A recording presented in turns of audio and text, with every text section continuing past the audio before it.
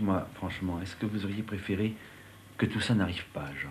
Oh ben oui, alors. Non, je veux dire, J'aurais... je parle pas de la publicité qui a été Ah. faite, mais la chose elle-même.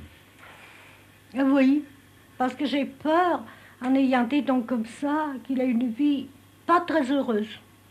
Parce qu'on a des dons, on doit donner, on doit les faire valoir. Oui.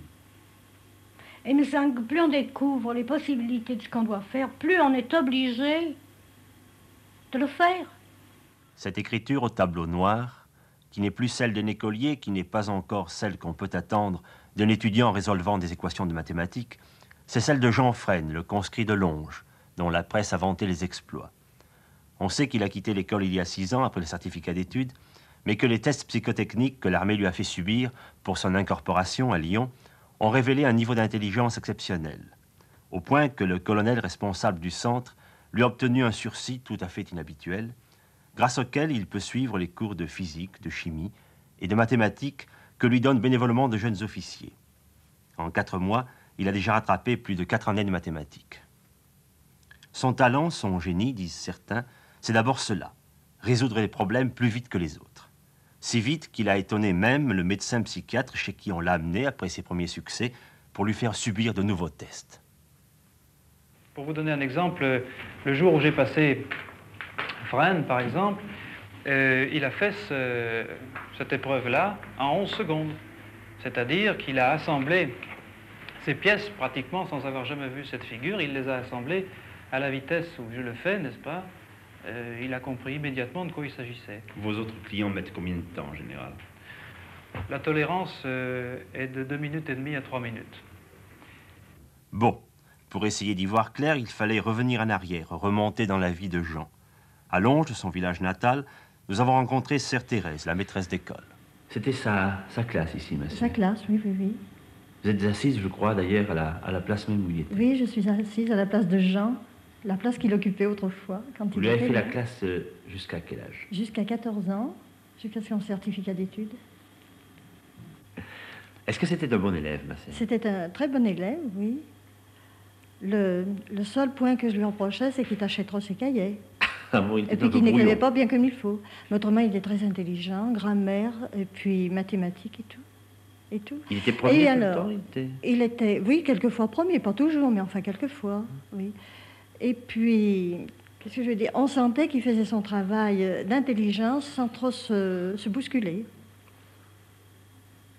Comment se fait-il que ses parents l'aient mis à l'école libre, justement, pas à l'école communale? Les Fresne ont toujours été élevés dans une école libre. Ah, c'est une tradition de C'est famille. la tradition de famille, oui. Le pays est très religieux. Très religieux, oui. Oui, oui. Est-ce que vous pensez qu'on ait eu tort de ne pas faire poursuivre ses études à Jean, au-delà du certificat d'études? J'y ai bien réfléchi, mais à ce moment-là, la famille était trop pauvre. Puis il n'en demandait pas question non plus. Il fallait qu'il aide à la campagne. Vous en avez parlé chez lui quand même? J'en ai pas parlé, non, parce que on voyait bien qu'il ne pouvait pas, il fallait qu'il parte en pension. Et il ne pouvait pas payer à ce moment-là. Interroger les uns et les autres, c'était notre idée avant d'arriver. Mais 40 journalistes en une semaine, cela avait sans doute effrayé tout le monde. Longe, c'est à quelques dizaines de kilomètres de Lyon et très loin dans le temps. Les volets étaient fermés, il n'y avait personne dans les rues. Enfin, vers l'heure de midi, nous avons tout de même rencontré quelques personnes qui rentraient du travail. Et d'abord, au bistrot-épicerie, la fille de la maison. Vous le connaissiez? Oui, bien sûr. Comment il était? Il avait quel caractère? Oui, il était tout le temps. On voyait qu'il était plus intelligent et il était la lecture, toujours la lecture. Pour lui, c'était sa seule distraction tout le temps. Mais comment vous saviez? Il lisait pas dans la rue?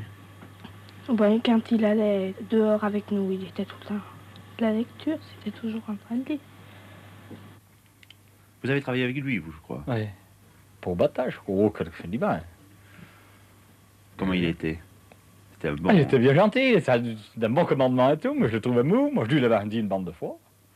Il a dit, j'ai dit, tu veux jamais rien faire dans ta vie en entendant. Hein. Il m'a fait péter les reins. C'est vrai, quoi. Qu'est-ce qu'il disait quand vous lui disiez ça? c'était le bon type. Puis c'est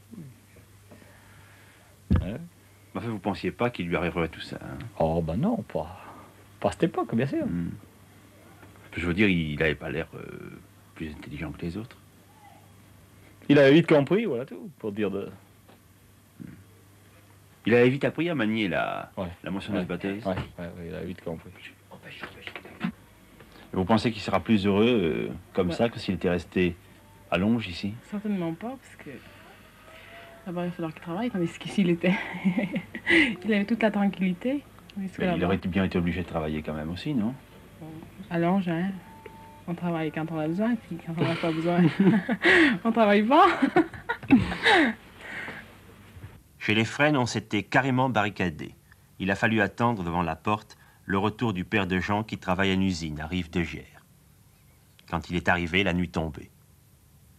Alors, monsieur Fresne, où il en est, Jean, maintenant? Ah ben, il a Lyon. Qu'est-ce qui va lui arriver? Ben, je sais pas ce qu'il en fait. Vous n'avez pas une idée, quand même? Ben non, pas du tout. C'est qu'on lui fait poursuivre des études, voilà tout. Vous pensez que c'est bien tout ce qui lui arrive ou non? Je sais pas. Vous, franchement, qu'est-ce que vous auriez préféré? Ben, s'il est capable. Vous n'auriez pas préféré qu'il reste là avec vous, non? Ben oui, mais seulement, il est obligé de faire son service, il était bien obligé de partir. Oui, mais je veux dire, vous n'auriez pas préféré avoir un garçon comme les autres, quoi? Ah oui, plus naturel. Oui, vous pensez pas qu'il aurait été mieux à la maison? Ah oui, il m'aurait bien mieux aidé. C'est ça, hein? Madame Fresne, elle, était dans sa cuisine. Est-ce que c'était un bon élève? Oh, comme les autres, moyens. Il y avait des mamans qui se faisaient punir. Mais punir par sa tête. C'était pas parce qu'il savait pas, c'était parce qu'il faisait la tête, comme tous les gosses, quoi. Il était plus ou moins bon élève que ses frères et sœurs. Qu'est-ce que t'en dis? Trop comme les autres.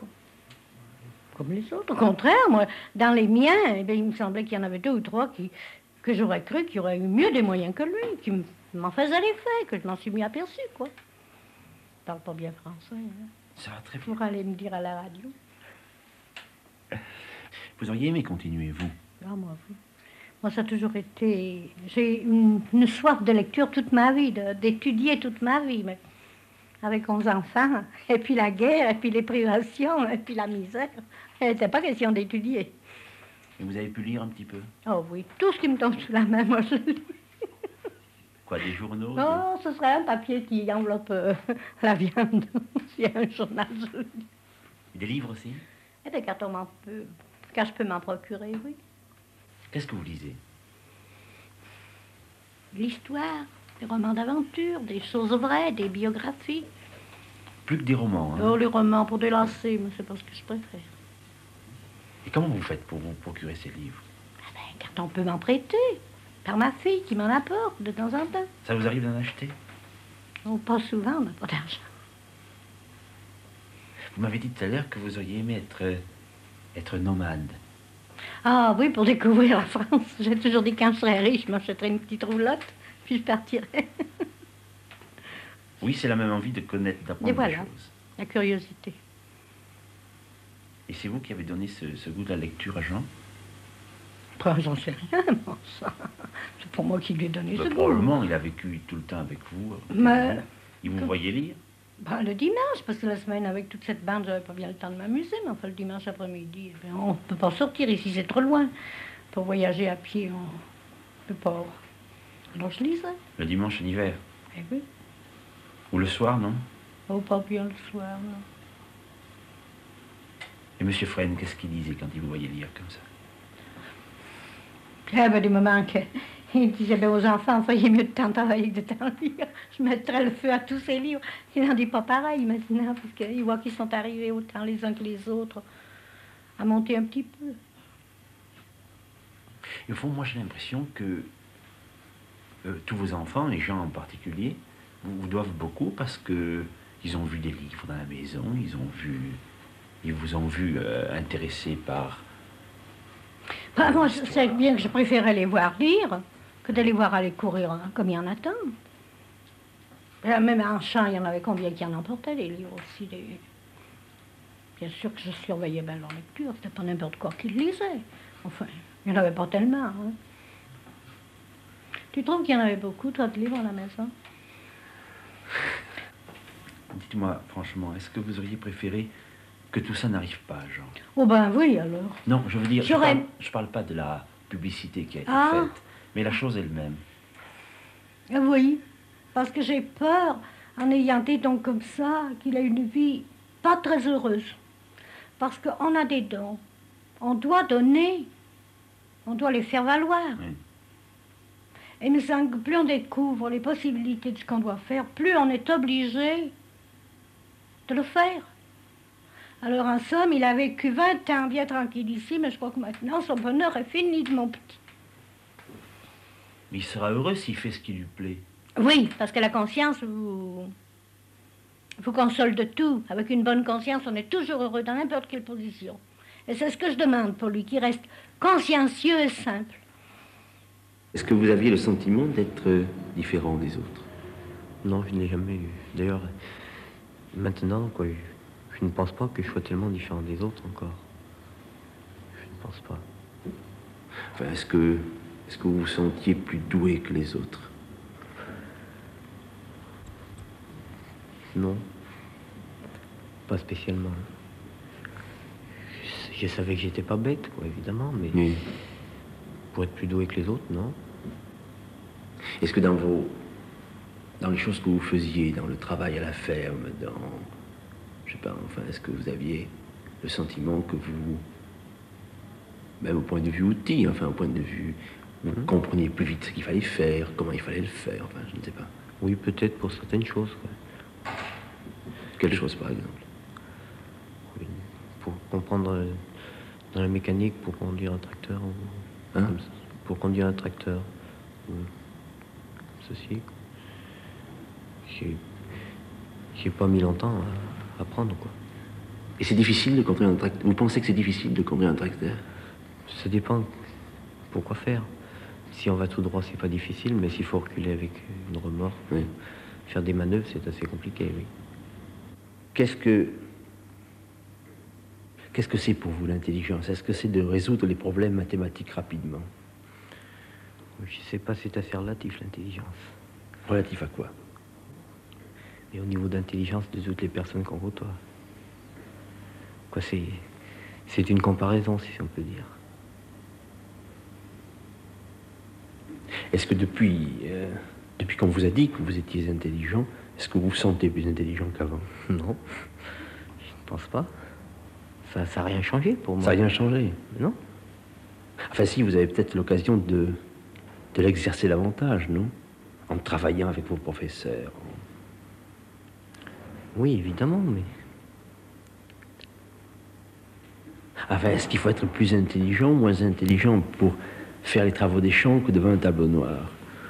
Oui, je crois qu'il faut de l'intelligence, il en faut de partout, même pour travailler la terre. La même? C'est pas forcément la même, mais il en faut toujours. Qu'est-ce que vous lisez comme livre actuellement? Ça vous fait rire, ça? Bien sûr. Pourquoi? Parce que vous avez vu que j'étais en train de lire Tintin. Mais à part Tintin, qu'est-ce que vous lisez? Un peu de tout. Quoi? Bon, des classiques, surtout, actuellement. Puisque je suis obligé de suivre je suis les cours de français, alors il faut quand même que je me documente. À l'école normale, oui, Oui. c'est ça. Quel classique? Ou bien, on a lu Molière. Même pour l'instant, on est en train de faire Corneille. Ça me paraît d'être drôle. Ça dépend. Ça vous plaît pas tellement, Corneille, Molière? Si, c'est intéressant.